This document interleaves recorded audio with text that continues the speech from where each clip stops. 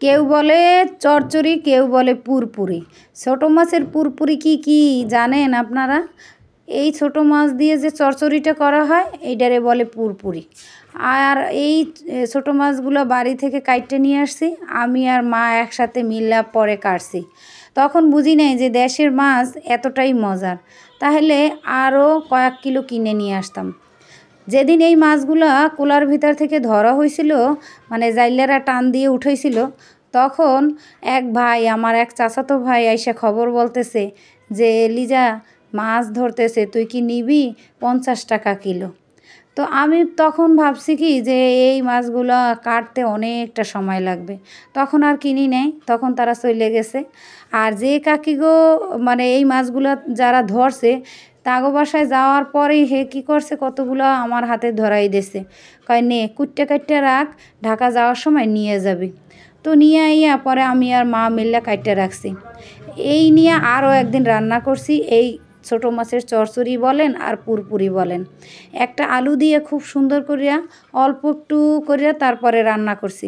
আরও একদিন হইবে কয়েকটা রাইখে দিছি, কারণ বাড়ি থেকে আনছি দেখে যে এত মজার নাকি আমি জানি না, কিনে নিয়ে আসলে এত মজা হয় না, বাড়ি থেকে কোনো জিনিস আনলে অনেক মজা হয়।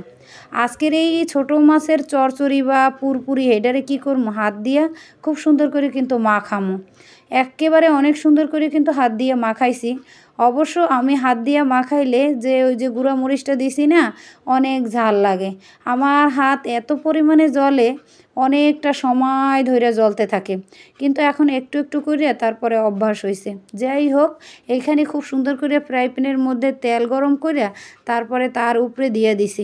আমি কিন্তু এই পুরপুরিটার মধ্যে কোনো পানি দিব না, একেবারে চুলার জালটা একেবারে লো করে দিছি যে আস্তে আস্তে হইতে থাকুক, কারণ আমি আলুটা কিন্তু অনেক মোটা মোটা করে কুচাইছি, আরও একটু ছোটো করে মানে কুচানো উচিত ছিল, তাহলে আরও তাড়াতাড়ি হইতো। যাই হোক, আমার একটা পিঠ মানে মাছের একটা পিঠ হয়ে গেছে, এখন অপর পিঠটা হওয়ার পালা।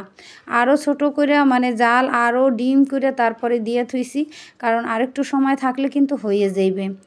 আজকের এই মাছটা পুরপুরি করা বা চচ্চড়ি করাটা অনেক মজার হয়েছে। আমরা তো বাড়িতে বসে যখন মা এই মাছের চচ্চড়ি করতো, তখন দেখা যায় কলা পাতার ভিতরে দিয়া খুব সুন্দর করে হাত দিয়ে মাখাই টাখাই তারপর তাওয়ার ভিতরে বসাই দিত, নয়তো চাল ভাজার খোলায় বসাই দিত, এত সুন্দর করে মশমশা হইতো। আবার মাঝে মধ্যে দেখতাম ধান সেদ্ধ করার সেই আগুনের মধ্যে বসাই দিত তাওয়াটা কিংবা খোলাটা। যাই হোক, এই জিনিসগুলো এখন শুধুই স্মৃতি, মাঝে মধ্যে অনেক মনে পড়ে, কিন্তু মনে পড়লে কি আর হইবে, কারণ সব সময় তো আর সেই জিনিসগুলো সেইভাবে রেডি করে বানানো হয় না, আর বানাইলেও সেইভাবে মজার হয় না। আজকের এই মানে চচ্চড়িটা অনেক মজার হয়েছে, বাচ্চারাও অনেক মজা করে খাইছে, আমার কাছেও অনেক ভালো লাগছে।